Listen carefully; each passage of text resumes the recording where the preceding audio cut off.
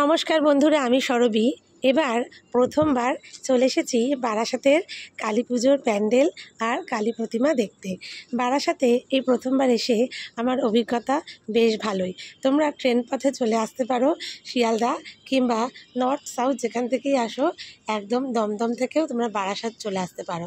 তো চলে এসেছি বারাসাতের নোয়াপাড়া সংহতি ক্লাবে। আর এখানে 5 নম্বরের দিকে নেমেও প্রচুর তোমরা ঠাকুর দেখতে পারবে। আর তোমরা এদিকে 1 নম্বরের দিকে নেমেও ঠাকুর দেখা শুরু করতে পারো।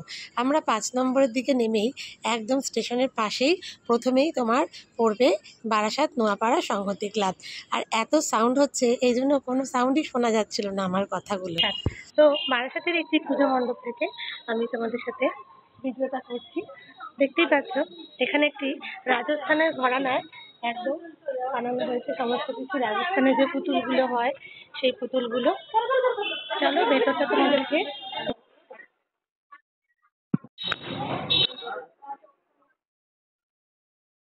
আমার ফোনে যতটা ক্যাপচার করা গেছে এই বারাসাতের পুজো মণ্ডপ প্রতিমা, ততটা আমি আমার ফোনের ক্যামেরায় বন্দি করেছি।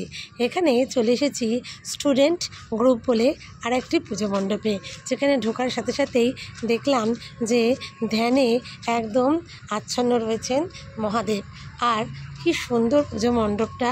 এই দিকটা একটা সুন্দর নাকরদোলনা মতো করা হয়েছে, আর প্রচণ্ড সুন্দর এখানে সোলার কাজ।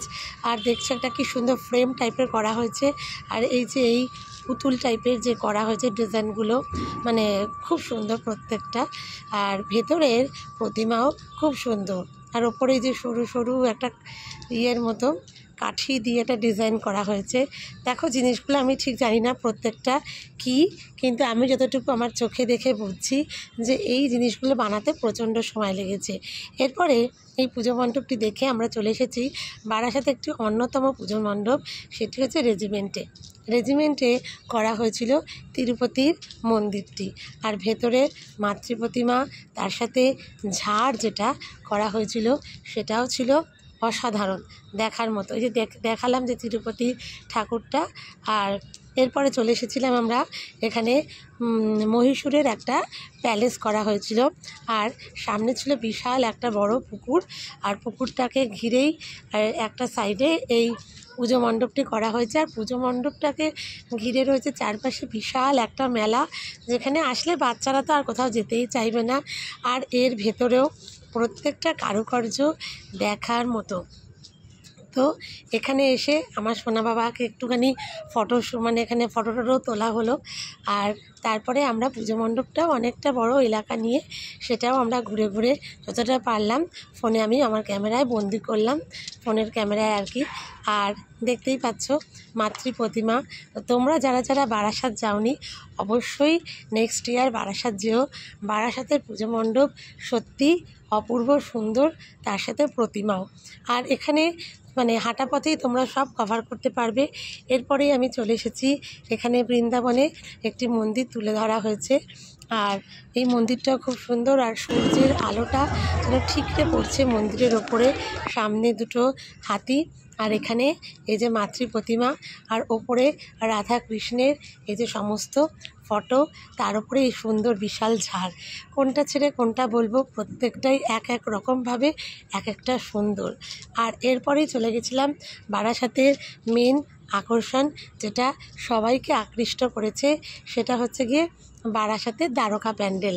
আমরা প্রায় 2-2.5 ঘন্টার মধ্যেই সবটা কভার করেছি। আর ঢোকার পথেই দুটো সিংহ আর কৃষ্ণের এই যে হাতে বাঁশি নিয়ে কৃষ্ণ দাঁড়িয়ে আছে। তারপরেই আমরা এই দ্বারকা নগরী যেটা কৃষ্ণের, সেই ছোট্ট একটা বিশাল দ্বারকা নগরীকে এখানেই সুন্দরভাবে সবটা সাজানো হয়েছে। দেখে মনে হচ্ছে যেন এখানে একটা কৃষ্ণের সাম্রাজ্য।